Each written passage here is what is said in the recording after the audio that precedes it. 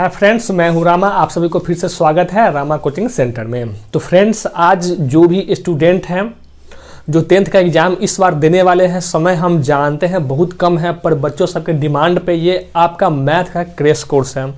जो आपके जितने एक्सरसाइज है 1.1 से लेकर 1 एक्सरसाइज, 2 एक्सरसाइज, 3 एक्सरसाइज, जितना एक्सरसाइज होगा वो आप सबको हम करवा देंगे। पूरा एक्सरसाइज लगभग बुझिए कि 5-6 दिन में, चाहे जो भी जितना एक्सरसाइज है उतना दिन में आपका एक एक वीडियो हम डाल देंगे। सो आप सब मेरा वीडियो को देख लीजिएगा। अब कहिएगा इसको देखने से क्या फ़ायदा होगा, तो इतना हम गारंटी लेते हैं कि अगर आप 100 में से 90 नंबर आप सही करके आओगे, अगर मेरा ये क्रैश कोर्स भी देख लोगे तो हम ये नहीं कहेंगे कि 100 में 100, क्योंकि इसमें हम सारे क्वेश्चन तो सॉल्व करवाने वाले नहीं है। जो हमको इम्पोर्टेंट लगा है, जो मेरे स्टूडेंट सब हैं उन्होंने गेस करके दिया कि सर ये सवाल बता दीजिए, ये सवाल बता दीजिए, तो वही आपको हम बताने के लिए यहाँ पे आए हुए हैं। हम सोचें कि उसको क्लास में करवाते हैं, उस आप सब ये सब वीडियो शायद माने कि ये जो सवाल का प्रॉब्लम होगा वो आप सबको भी प्रॉब्लम हो सकता है, तो इसलिए सोचे कि चलिए इस सब वीडियो हम आप सबके लिए भी डाल देते हैं बना के। तो वही क्वेश्चन देख लीजिए, मेरा स्टूडेंट से ही है जो माने कि टिक ला के दिया हुआ कि सर यही क्वेश्चन सब हमको बता दीजिए, इसी समय हमको प्रॉब्लम होता है। और साथ में क्वेश्चन हम सेटिंग नहीं करेंगे, क्योंकि इसमें आपको हम सीधे हम डायरेक्ट क्वेश्चन करवा देंगे। आप सब सिर्फ एक किताब लेके बैठिएगा, आप सब रिवाइजन कर लीजिएगा।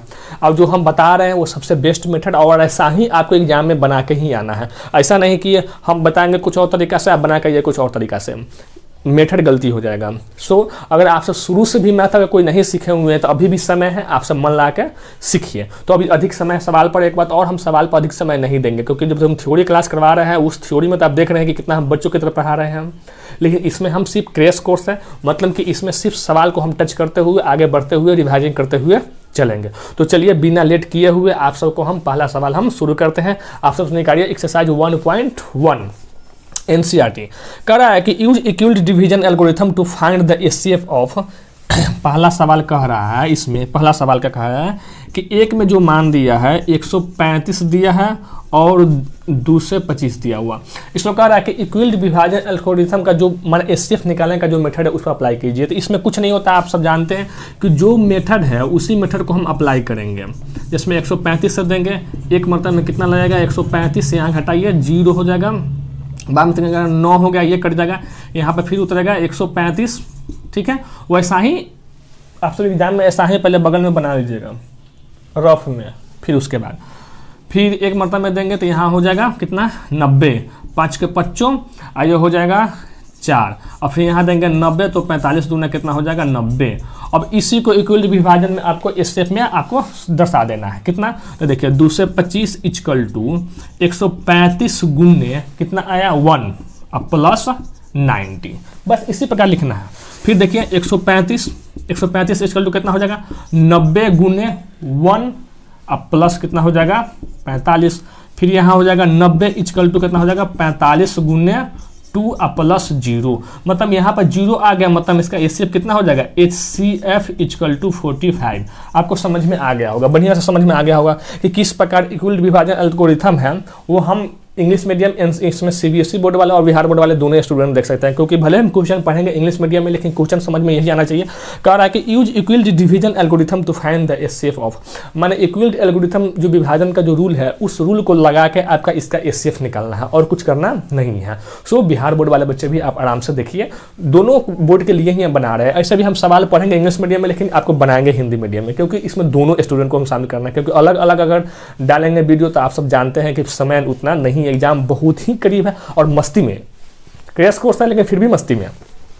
तो चलिए अब ये हो जाएगा, उतार लीजिए आप सब,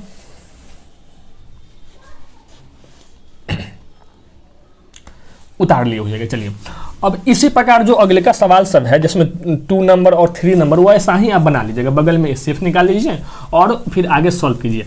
इसी एक्सरसाइज 1.1 का ही दूसरा नंबर सवाल है। क्या है दूसरा नंबर सवाल है, इसमें कह रहा है कि सो दैट एनी पॉजिटिव और integer is of the some from 6q + 1 या 6q + 3 या 6q + 5 where q is some integer. मैंने कह रहा है इसमें यह दिखाना है कि जितने भी जो विषम धनात्मक पूर्णांक होते हैं वो 6q + 1, 6q + 3 या 6q + 5 के रूप में होता है, बस इतना ही आपको दर्शाना है, इसमें कुछ दर्शाना के नहीं है। तो हम यहाँ मानते हैं कि लेट, चाहे हिंदी में बोले थे, हिंदी में माने समझ लीजिए लेट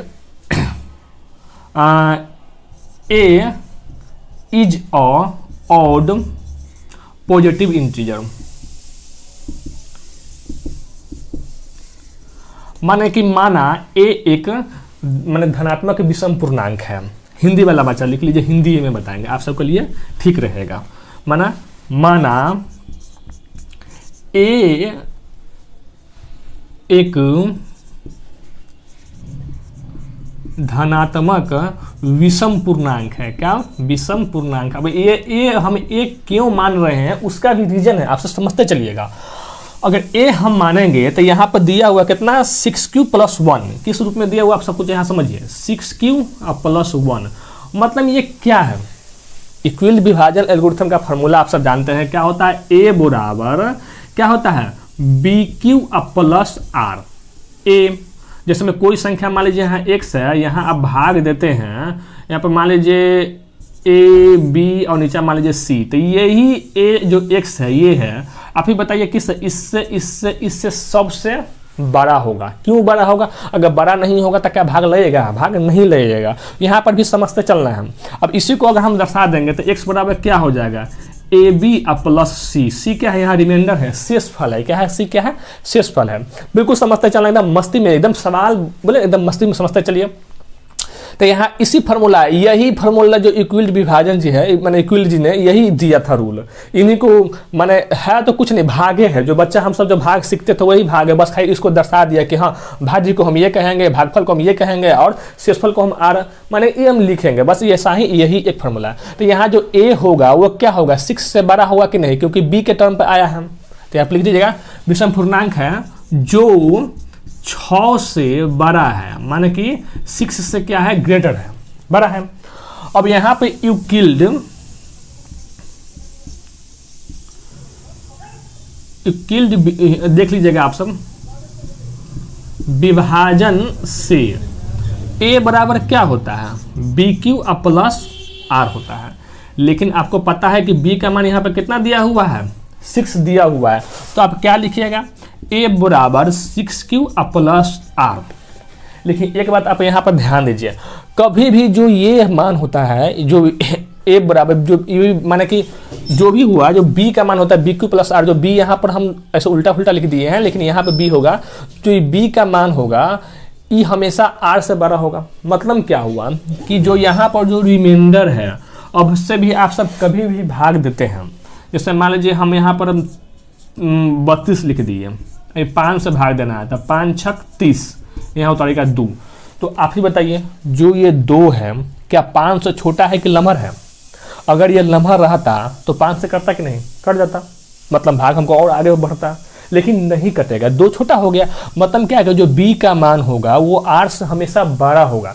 तो कहिएगा सर यहाँ पे a बराबर 6q + R, पर यहाँ r का मान कितना हो सकता है? आप ही बताइए।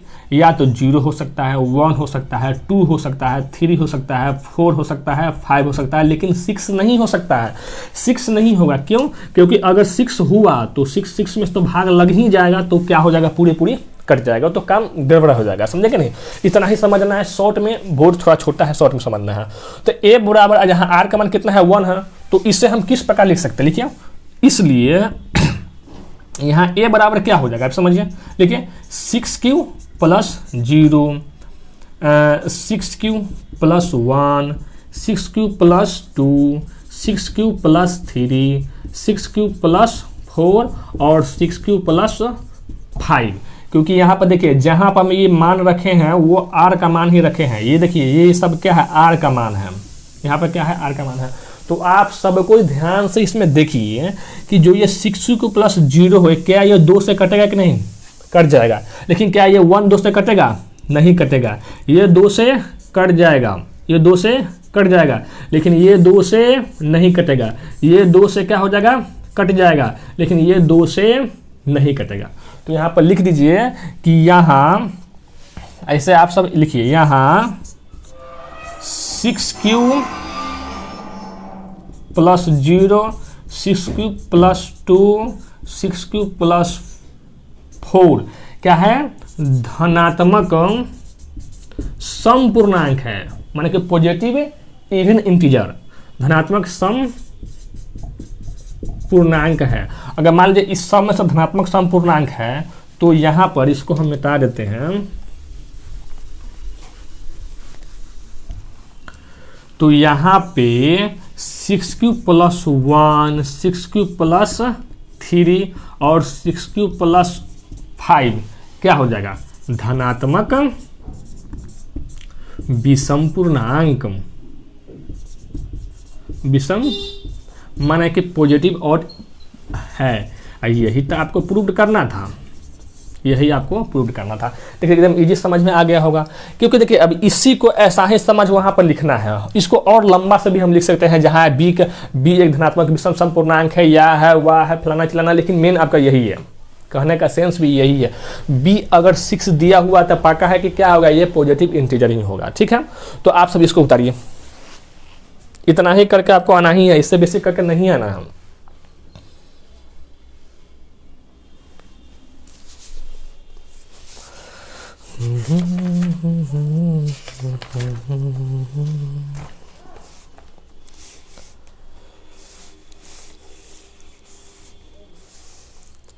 छोटे बच्चे समझ के मुझको दिखाओ।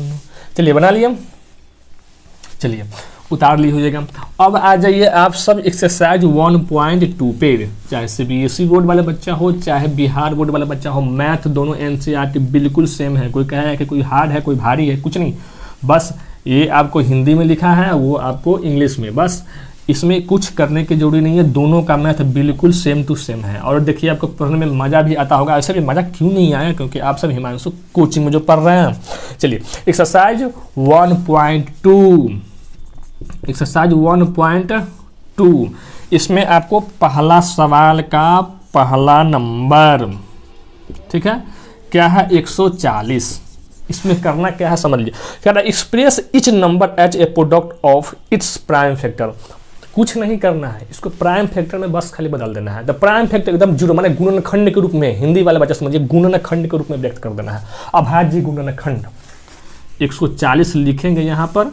2 से देंगे तो 70, 2 से देंगे तो 35, 5 से देंगे तो 7, बस यही हो गया। कितना हो जाएगा? 2 के पावर 2 × 5 × 7। हम कहेगा 2 के पावर 2 क्यों दिए हैं? तो इतना भी तो आप जानते हैं कि पावर 1 पावर 1 पावर 1 जोड़ेगा तो कितना होगा? 2 हो जाएगा। यही आपका आंसर हो गया। बस इतना ही करना है। इसका अगले का जो सवाल है, मैंने 2, 3, 4, 5 वो सब आप बना लीजिएगा, बेसी हम समय नहीं देंगे। समझ में आ गया? उतार लीजिए।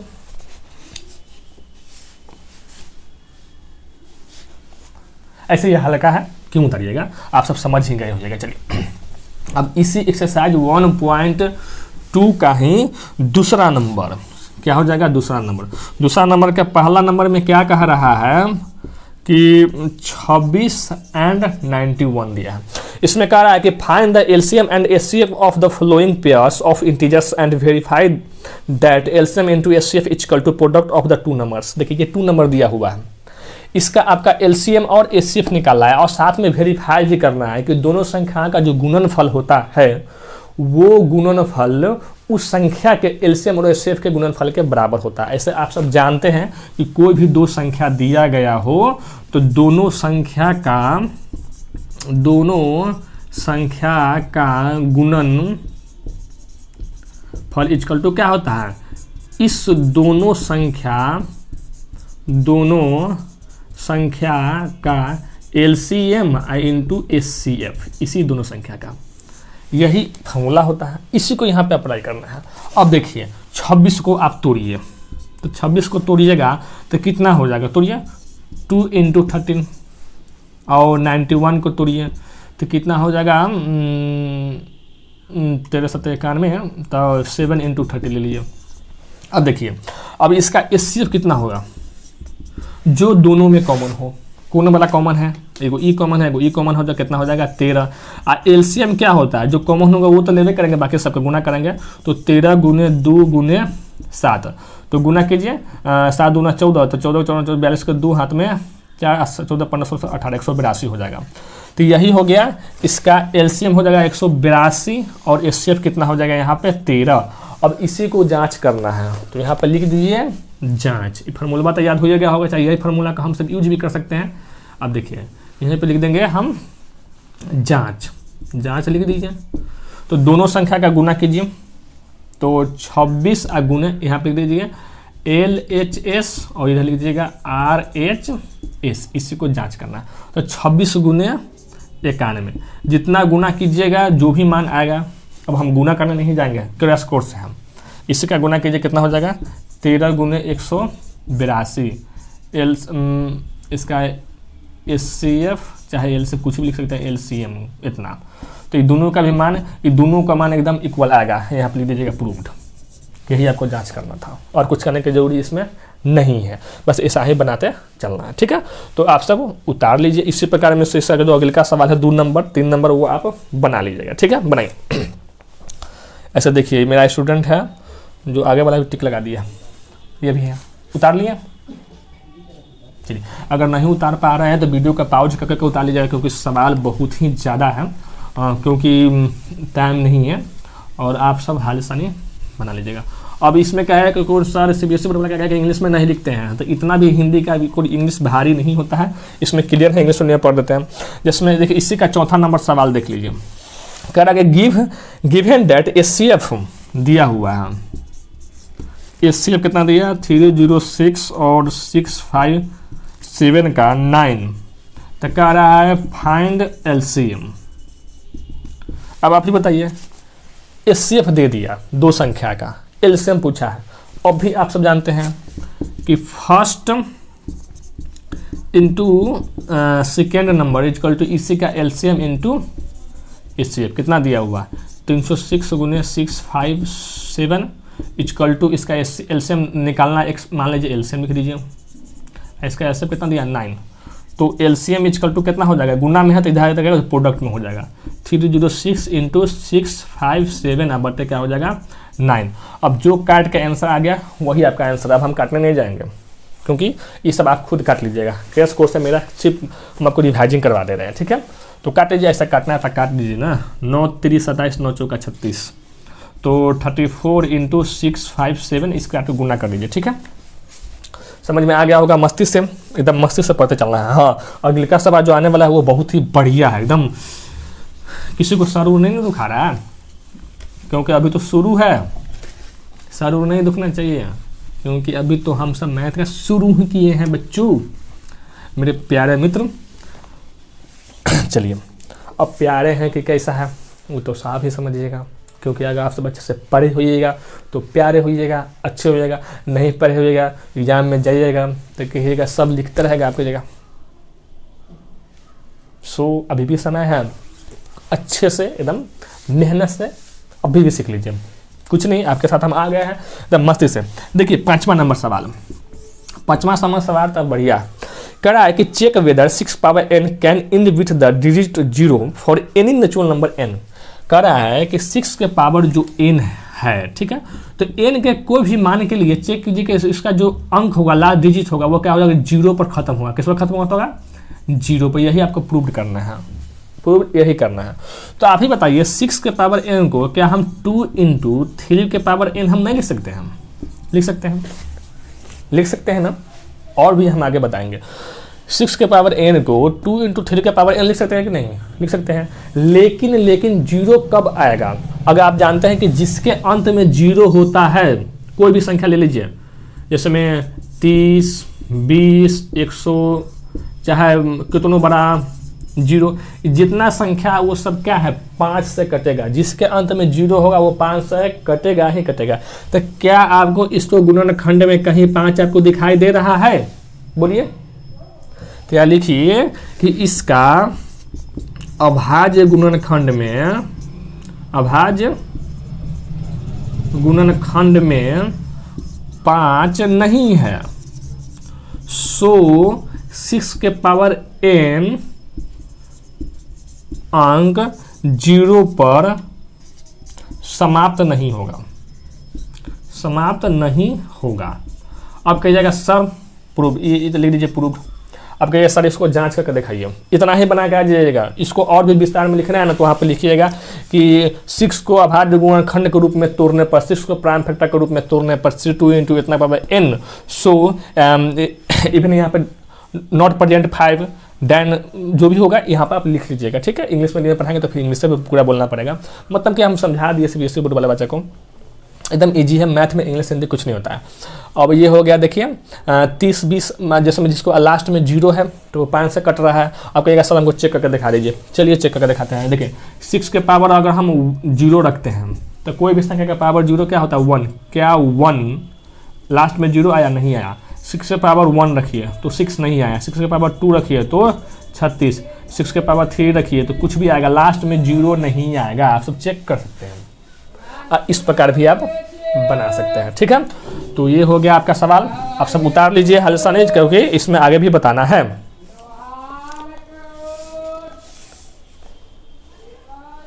चलिए उतार लिए, उतार लीजिए। चलिए, नहीं तो वीडियो पॉज करके आप सब हाली हाली उतार लीजिएगा, क्योंकि सवाल में समय अधिक नहीं देंगे, क्योंकि ये आपका सिर्फ रिवाइजिंग है, क्रैश कोर्स है जो आपको समझ में बिल्कुल आना चाहिए। अब देखिए इसमें कह रहा है कि 6 नंबर के सवाल में कह रहा है कि explain why 7 × 11 × 13 + 13 and 7 × 6 × 5 are composite number. माने कहने का ये दिखाना है कि इसमें 7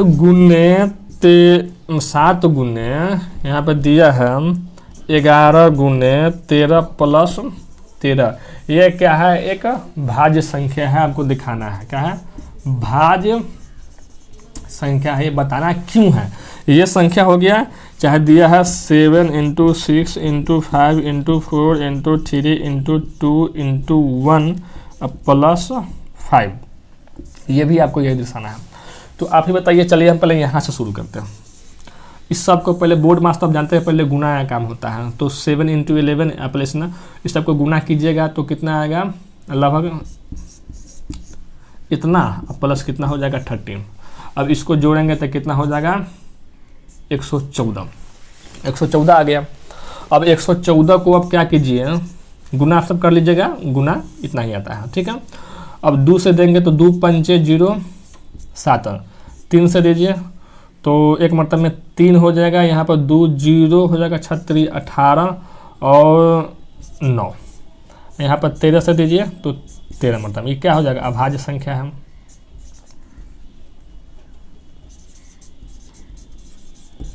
अभाज्य संख्या है मतलब इसको क्या होगा 2 × 3 × 13 × 13, मतलब क्या हो गया इसका एक से अधिक गुणनखंड हो गया। भाज्य संख्या किससे कहते हैं आप सब ही बताइए, जिसका 2 या 2 से अधिक गुणनखंड हो, अर्थात इसका 2 या 2 से अधिक गुणनखंड है। यहाँ पर लिख देंगे कि इसका 2 से अधिक गुणनखंड है, मोर देन 2 प्राइम फैक्टर। सो इसलिए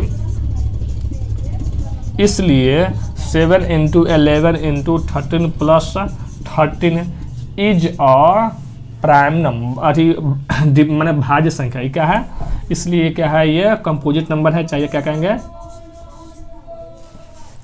क्या हो गया है, लिख लीजिए यहाँ पे भाज्य संख्या है, भाज्य संख्या है। अब जिसे इस प्रकार किए हम उसको भी ऐसा ही करेंगे, दोनों को एक एक करके बना देंगे, आपका सवाल सॉल्व हो गया इसी प्रकार। अब इतना भी नहीं कर पाइएगा तब तो दिक्कत है। चलिए आपसे उतारिए।